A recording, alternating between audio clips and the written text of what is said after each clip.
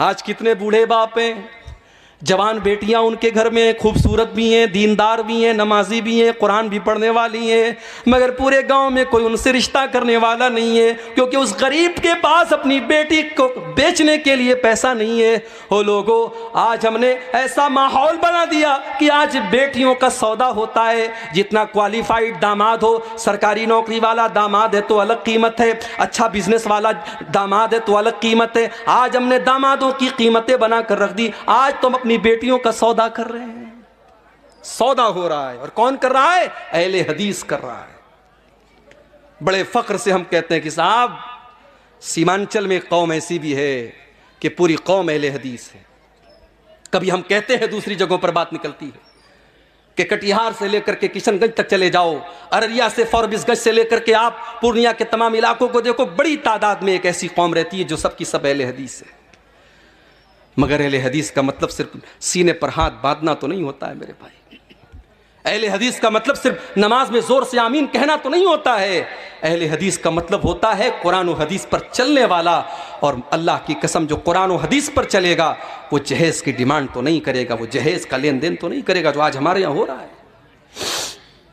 بیٹیوں کا سودا ہو رہا ہے، اور آج ہم نے ایسے حالات پیدا کر دیے کہ بیٹی پیدا ہوتی ہے تو نہ چاہ کر کے بھی باپ کی پیشانی پر بل پڑ جاتا ہے کہ یہ کیسی مصیبت میرے پاس آ گئی، اس کو پڑھانا بھی ہوگا، یہ جوان ہوگی تو زمانے کی گندی نظروں سے اس کو بچانا بھی ہوگا، جب یہ جوان ہوگی تو اس کو زمانے کی گندی نظروں سے بچانا بھی ہوگا، اس کو بے پردگی سے بھی بچانا ہوگا، اس کو بے حیائی سے بھی بچانا ہوگا، اس کے دوپٹے کا بھی خیال کرنا پڑے گا، اس کے کپڑے کا بھی خیال کرنا پڑے گا، اور جب بڑی مشکل سے یہ جوان ہو جائے گی تو پھر اس کے لیے جہیز کا انتظام کرنا پڑے گا۔ انسان کے دل میں یہ خیال آ ہی جاتا ہے کہ اللہ یہ کون سی مصیبت ہمارے گھر میں آ گئی، اس سے تو بہتر تھا کہ مجھے بیٹا ہو جاتا۔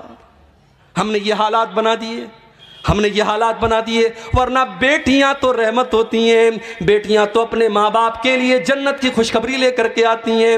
اللہ کے نبی فرماتے ہیں من ابتلی من هذه البنات شيئا كن له سترا من النار، جس کو اللہ تعالیٰ بیٹی دے دے اور بیٹی کے امتحان میں وہ کھرا اتر جائے، وہ بیٹیاں اپنے ماں باپ کو جہنم کی آگ سے بچائیں گی۔ ایک حدیث میں اللہ کے نبی نے فرمایا من آل جاریتین حتی تبلغا، جس کو اللہ نے 2 بیٹیاں دے دیں اور دونوں بیٹیوں کی اس نے اچھی پرورش کر لی، دونوں بیٹیاں جوان ہو گئیں۔ اچھا لوگ کہتے ہیں نا بیٹیاں پرایا دھن ہوتی ہیں، لوگ ایسا بولتے ہیں، معاف کیجئے گا یہ ہندوستان کا کلچر ہوگا، یہ ہمارے غیر مسلم بھائیوں کا کلچر ہوگا۔ بیٹیاں پرایا دھن نہیں ہوتی، بیٹیاں اپنا دھن ہوتی ہیں، بیٹیاں اپنا دھن ہوتی ہیں، اور ہم نے دیکھا ہے کہ ماں باپ آخری سانسیں لے رہے ہیں اور اسی گھر میں رہنے والا جوان بیٹا ایک بار پلٹ کر کے باپ کی اور ماں کی حال چال نہیں لیتا ہے، اور بیٹی بیچاری سسرال سے دوڑی دوڑی آتی ہے اور ماں کے بغل میں بیٹھ کر اور باپ کے بغل میں بیٹھ کر ان کی سیوا کرتی، ان کی خدمت کرتی ہے۔ بیٹیوں کو پرایا دھن سمجھنے کی یہ ذہنیت نکال دو میرے بھائیوں، بیٹیاں ہمیشہ اپنی ہوتی ہیں، اور جس کو اللہ نے 2 بیٹیاں دے دیں، اور اللہ کے پیارے نبی کہتے ہیں کہ جس نے ان دونوں بیٹیوں کی پرورش کر لی یہاں تک کہ وہ دونوں بیٹیاں جوان ہو گئیں، تو قیامت کے دن وہ انسان اس حال میں آئے گا۔ اللہ کے نبی نے اپنی دونوں انگلیوں سے اشارہ کر کے فرمایا کہ جیسے یہ دونوں انگلیاں ایک دوسرے کے ساتھ ملی ہوئی ہیں، لگی ہوئی ہیں، بیٹیوں کی پرورش کرنے والا وہ باپ وہ ماں کل قیامت کے دن جنت میں میرے ساتھ اس طریقے سے رہے گا جیسے یہ دونوں انگلیاں ایک دوسرے سے ملی ہوئی ہیں۔ مگر ہم نے جہیز کی اس رسم کی وجہ سے ہم نے آج بیٹیوں کو بوجھ بنا دیا، اور افسوس کی بات تو یہ ہے کہ مولوی حضرات کے یہاں بھی جہیز لیا جا رہا ہے، مولوی بھی اپنے بیٹے کی شادی پر جہیز لے رہا ہے، اور مولوی بھی اپنی بیٹی کی شادی پر جہیز دے رہا ہے۔ جہیز دینا مجبوری ہو سکتی ہے، لینا مجبوری نہیں ہو سکتی ہے۔ اگر آپ لے رہے ہیں اس کا مطلب کہ آپ اس چیز کو جائز سمجھ رہے ہیں میرے بھائی، آپ اپنی غیرت کا اور اپنی عزت کا جنازہ خود نکال رہے ہیں۔ شادی کے پہلے دن جس بیڈ کے اوپر آپ سوتے ہیں وہ بیڈ آپ کو سسرال سے مل رہا ہے، جو شیروانی پہن کر کے آپ نکاح پڑھ رہے ہیں وہ شیروانی بھی سسرال کے پیسے سے مل رہی ہے، جو خوبصورت ٹائٹن کی گھڑی آپ نے 3-4 ہزار کی لگائی ہے وہ بھی آپ کو سسرال سے ملی ہے۔ تو آپ کس ٹائپ کے مرد ہیں؟ آپ کے ہاتھوں میں تو 2-4 چوڑیاں پہنا دی جانی چاہیے، آپ کو تو خاتون کا لقب مل جانا چاہیے۔ سوچئے میرے بھائیو، اس جہیز نے ہمارے نوجوانوں کو کاہل بنا دیا۔ میں کہتا ہوں میرے نوجوان ساتھیوں، تم اگر یہ طے کر لو اپنی کمائی سے، اگر بہترین بیڈ نہ ہوا، ایک معمولی بستر پر اور ایک معمولی چٹائی پر اپنی بیوی کے ساتھ ہم گزار لیں گے، جب اللہ طاقت دے دے گا ہم مسیری کا انتظام کر لیں گے۔ اگر تم یہ سوچ لو ٹھیک ہے ہمارے گھر میں فریج نہیں آئے گا، جب اللہ توفیق دے گا ہم فریج خرید لیں گے، تب تک ہم گھڑے کے ٹھنڈے پانی سے کام چلا لیں گے۔ ٹھیک ہے ہمارے گھر میں بائک نہیں ہے، ہم سائیکل کی سواری کر لیں گے، جب اللہ طاقت دے گا ہم فور ویلر لے لیں گے۔ یہ مزاج بنا لو، یہ ذہن بنا لو، اللہ کی قسم اللہ آپ کو برکت دے گا۔ لیکن یہ جہیز کی رسم تقریریں کرنے سے ختم نہیں ہوگی، عمل کرنے سے ختم ہوگی۔ جب آپ یہ سوچ لیں گے کہ ہاں اس رسم نے آج سماج کی بیٹیوں کی شادی کو مشکل بنا دیا ہے۔ بیٹی جوان ہوتی ہے 20 سال کی عمر میں، بیٹا جوان ہوتا ہے 20 سال کی عمر میں، اور اس جہیز کی رسم کی وجہ سے اور شادی بیاہ کی ان رسموں کی وجہ سے آج بیٹیاں 30 سال کو کراس کر رہی ہیں، بیٹوں کی عمر 25-30 سال کے پار ہو رہی ہے۔ اتنی عمر ہونے کے بعد ان کی شادی ہو رہی ہے۔ میرے بھائیوں، اتنی عمر تک اگر ان سے کوئی گناہ ہو جائے تو اس کا ذمہ دار کون ہوگا؟ اور آج تو حالات آپ دیکھ رہے ہیں۔ ابوالکلام صاحب شاید بیان کریں گے، انہوں نے مجھ سے کہا تھا آفتاب اور شردھا کا معاملہ آپ کے سامنے ہے۔ کوئی پہلا کیس تو نہیں ہے اس دیش کا، اس کے پہلے بھی ایسے کیس آئے کہ ظالم شوہر نے بیوی کے ٹکڑے ٹکڑے کر دیے، ظالم بیوی نے اپنے شوہر کے ساتھ بے وفائی کر کے گلا ریت دیا، اس کے بدن کے ٹکڑے کر دیے، مگر وہاں میڈیا کو مسالہ نہیں ملتا تھا، یہاں میڈیا کو مسالہ مل گیا کیونکہ نام ساتھ میں آفتاب کا آ گیا۔ فیس بک کے اوپر نارمل پوسٹوں میں کمنٹ آتا ہے کہ مسلمان سے شادی کرنے کے پہلے دیکھ لینا اس کے گھر میں فریزر تو نہیں ہے، کہیں تمہارے بھی بدن کے 36 ٹکڑے نہ کر دے۔ میرے پیارے ساتھیوں، سب کی جڑ یہ ہے کہ آج ہم نے اسلام کو بالائے طاق رکھ دیا، ورنہ یہ اسلام کی تو تعلیم ہی نہیں ہے کہ لڑکا اور لڑکی بغیر نکاح کے ساتھ میں رہیں۔ بھارت کا قانون اجازت دیتا ہے کہ لڑکا لڑکی بغیر نکاح کے ساتھ میں رہ سکتے ہیں، اس کو لیو ان ریلیشن شپ کہا جاتا ہے، مگر اسلام کی نظر میں یہ زنا ہے، اسلام کی نظر میں یہ بدکاری ہے، اسلام اس کی اجازت نہیں دیتا۔ ارے اسلام تو اس بات کی بھی اجازت نہیں دیتا کہ نکاح کے ٹائم آپ کے دل میں یہ مقصد ہو کہ میرا مقصد صرف اپنی سیکسول ڈیزائرز کو پورا کرنا ہے، اپنی جسمانی خواہشات کو پورا کرنا ہے۔ اگر صرف خواہش کو پورا کرنے کے لیے آپ نکاح کر رہے ہیں تو معاف کیجئے، نکاح کا یہ مقصد نہیں ہے۔ اللہ نے قرآن میں فرمایا محسنین غیر مسافحین، نکاح کا مقصد گھر بسانا ہے۔ آپ گھر بسانے کے لیے نکاح کر رہے ہیں، اس لڑکی کو آپ گھر میں لا رہے ہیں تاکہ ایک نیا پریوار بسائیں، ایک نیا گھر بنائیں۔ تو جہیز کی اس رسم کی وجہ سے بھی آج سماج میں بڑی برائیاں ہو رہی ہیں۔ اللہ نے فرمایا کہ اس کے پہلے کی موت آ جائے، اس کے پہلے کی موت آ جائے تم اللہ کے راستے میں خرچ کرو۔ جب موت آ جائے گی تو تم یہ کہو گے کہ اے اللہ کاش تو مجھے تھوڑا سا وقت اور دے دیتا تاکہ میں تیری راہ میں صدقہ اور خیرات کرتا۔ اللہ نے فرمایا وَلَن يُؤَخِّرَ اللَّهُ نَفْسًا إِذَا جَاءَ أَجَلُهَا، لیکن جب موت کا ٹائم آ جائے گا تو ایک سیکنڈ بھی کسی کو مہلت نہیں ملے گی، ایک سیکنڈ بھی کسی کو مہلت نہیں ملے گی۔ ایمان تو فرعون بھی لایا تھا، جی ہاں فرعون بھی ایمان لایا تھا۔ کب لایا تھا؟ جب موت کو سامنے دیکھ لیا تھا۔ جب فرعون ڈوبنے لگا تو فرعون نے کہا آمنت بالذی آمنت بہ بنو اسرائیل، میں اس اللہ کے اوپر ایمان لاتا ہوں جس اللہ کے اوپر بنی اسرائیل ایمان رکھتے ہیں۔ اللہ نے فرمایا الآن وقد عصیت من قبل، اے فرعون تو اب جا کر کے ایمان لا رہا ہے، اب تیرے ایمان لانے کا کیا فائدہ، تیری ساری زندگی تو گناہوں میں گزری ہے۔ میرے نوجوان ساتھیوں، موت اپنے وقت پر آئے گی اور آپ کو مہلت نہیں دے گی۔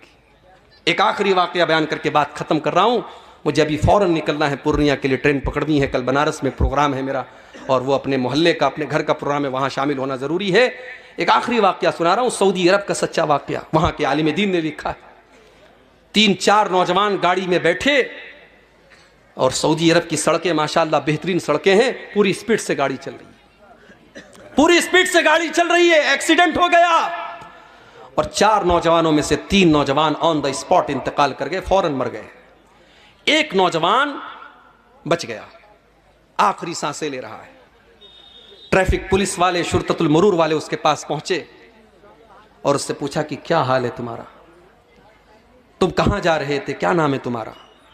اس نوجوان کے منہ سے بس ایک ہی لفظ نکلتا ہے، انا فی سقر، انا فی سقر، انا فی سقر، میں سقر میں ہوں، میں سقر میں ہوں، میں سقر میں ہوں۔ ٹریفک پولیس والوں کو اس بات کا مطلب سمجھ میں نہیں آیا۔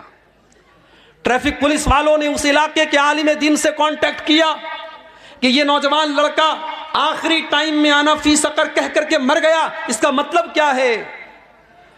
عالم دین نے، مولوی صاحب نے کہا کہ اس کا مطلب تمہیں قرآن کے 29ویں پارے میں ملے گا۔ قرآن کا 29واں پارہ اٹھاؤ، اللہ فرماتا ہے جب جنتی جنت میں جائیں گے، جب جہنمی جہنم میں جائیں گے تو جنتی جہنمیوں سے پوچھیں گے ما سلککم فی سقر، تم سقر کے اندر کیسے چلے گئے؟ سقر مطلب بہت خطرناک گڈھا، جہنم کا ایک نام سقر بھی ہے کیونکہ جہنم گڈھے کی طرح ہے، انسان اس کے اندر گرے گا، اس لیے جہنم کا ایک نام سقر بھی ہے۔ جنتی جہنمیوں سے سوال کریں گے ما سلککم فی سقر، تم جہنم کے اندر کیوں چلے گئے؟ تو جہنمی کیا جواب دیں گے؟ قالوا لم نک من المصلین، ہم نماز نہیں پڑھا کرتے تھے۔ عالم دین نے کہا یہ نوجوان نماز نہیں پڑھتا تھا، اور مرنے کے ٹائم اللہ تعالیٰ نے ایسا منظر اس کو دکھایا کہ اس نے محسوس کیا کہ وہ جہنم کی آگ میں جل رہا ہے، اس لیے وہ یہ کہہ کر کے دنیا سے گیا کہ انا فی سقر، انا فی سقر، میں سقر میں ہوں، میں سقر میں ہوں۔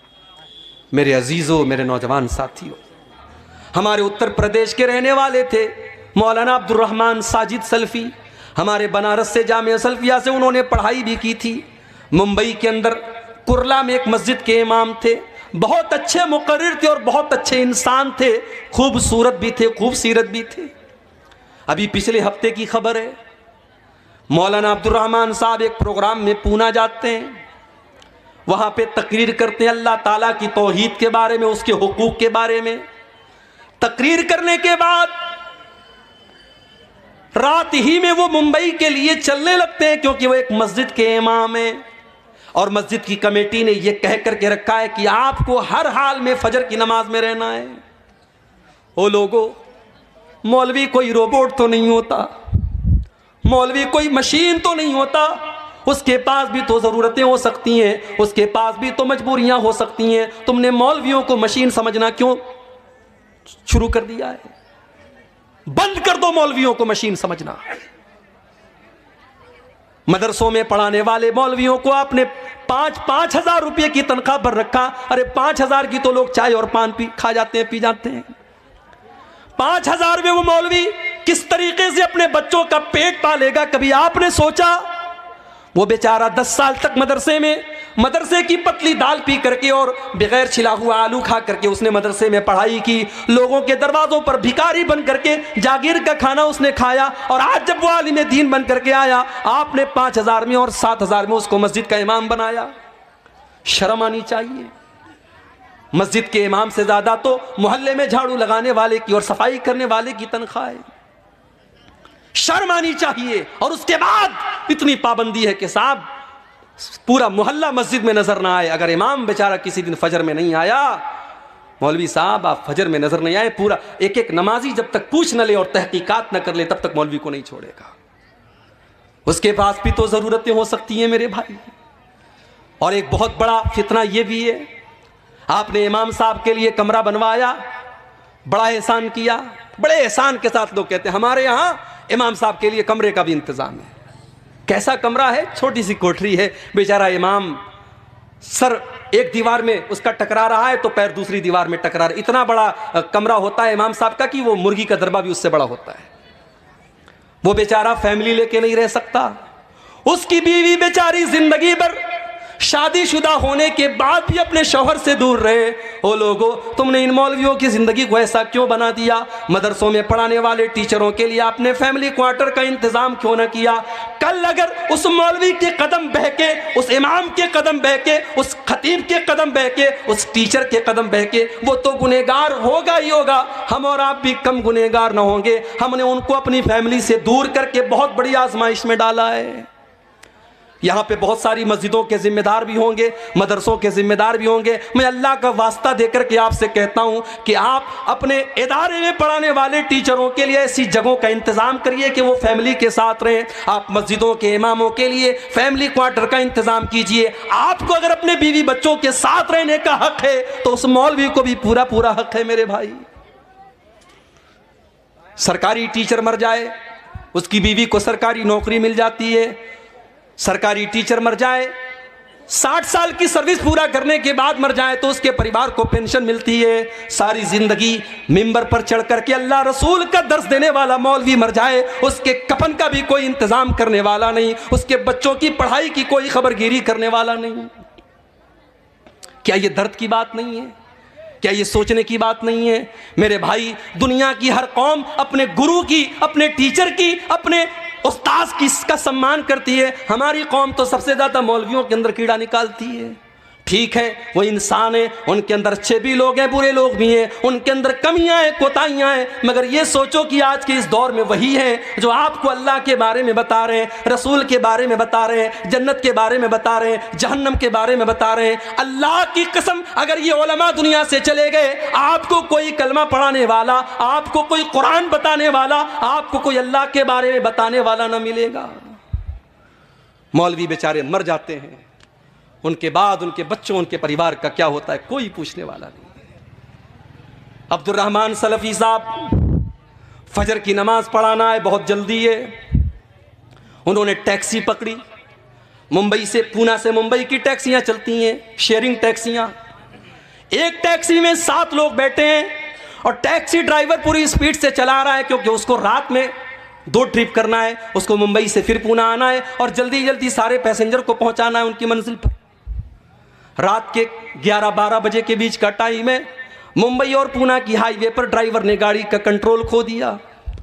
گاڑی بائیں سائیڈ میں، بہت بری طریقے سے گاڑی کا ایکسیڈنٹ ہوا اور 7 لوگوں میں سے 6 لوگ آن دا اسپاٹ مر گئے. میرے بھائیوں، میرے ساتھیوں، کیا مولانا عبد الرحمن سلفی نے یہ سوچا ہوگا کہ میں پونا سے تقریر کرنے کے بعد اپنی بیوی کی شکل نہ دیکھ پاؤں گا، اپنے بچوں کی شکل نہ دیکھ پاؤں گا؟ ان کا انتقال ہو جاتا ہے، ان کی لاش کی فوٹو آتی ہے. اللہ کی قسم، وہ لاش کا فوٹو دیکھ کر کے آپ زندگی کا فوٹو دیکھیے اور لاش کا فوٹو دیکھیے، آپ کی آنکھوں میں آنسو آ جائیں گے. خوبصورت چہرہ ہے، لہو لہان ہو چکا ہے، سر پورا پچک چکا ہے اور آن دا اسپاٹ ان کا انتقال ہو جاتا ہے. میرے بھائی، یہ موت بڑی بے رحم ہوتی ہے، یہ موت بڑی شفاق ہوتی ہے. اس موت کو کوئی مطلب نہیں کہ آپ کی بیوی کے اوپر کیا گزرے گی، آپ کے بچوں پر کیا گزرے گی، آپ کے بعد آپ کے گھر والوں پر کیا گزرے گی. اس موت کو اس سے کوئی مطلب نہیں کہ آپ نے کون کون سے سپنے